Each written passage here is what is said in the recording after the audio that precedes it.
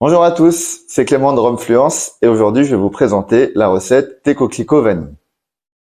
Si vous regardez cette vidéo, c'est probablement que vous êtes en possession de la box Romfluence, dans laquelle vous avez une bouteille de présentation, un récipient de macération, les ingrédients nécessaires à la conception de la recette, un entonnoir filtrant et un livret avec tous mes conseils de préparation.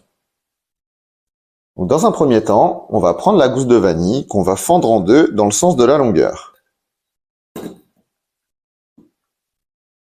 Prenez un bon couteau. Quand on a fendu la gousse, on peut comme ça l'ouvrir en deux. On la serre dans le récipient de macération.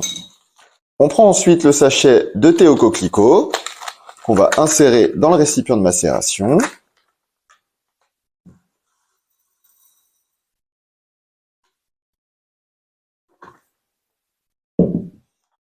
Pour ce qui est du sucre, je vous propose de d'abord en ajouter la moitié, soit environ 20 grammes. Vous pourrez toujours réajuster la recette si vous ne la trouvez pas assez sucrée.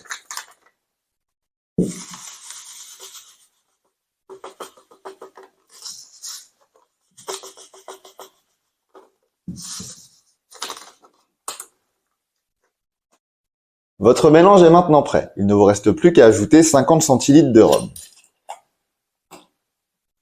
Alors, il ne s'agit pas d'un partenariat. J'aime bien le rhum HSE, car c'est un rhum assez simple et de bonne qualité, qui se mariera très très bien avec votre arrangement.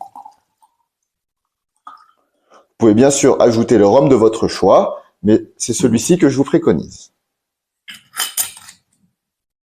Ensuite, refermez votre récipient de macération de manière hermétique grâce aux deux clips fournis dans la box.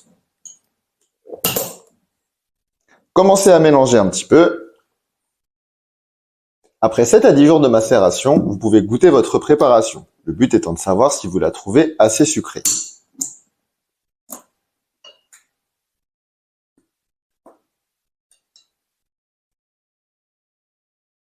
Pour moi, c'est parfait. Mais si vous voulez, vous pouvez rajouter un petit peu de sucre, soit le restant du sachet de sucre, soit la moitié du restant, et laisser macérer encore 4 jours supplémentaires.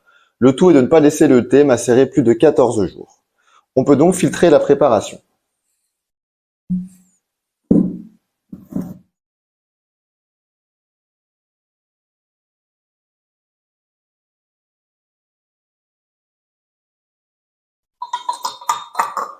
Votre préparation est presque prête.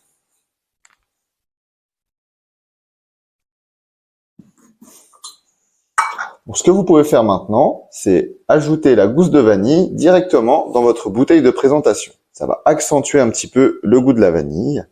Et sachez qu'elle a encore plein d'arômes à donner jusqu'à 6 mois après la préparation.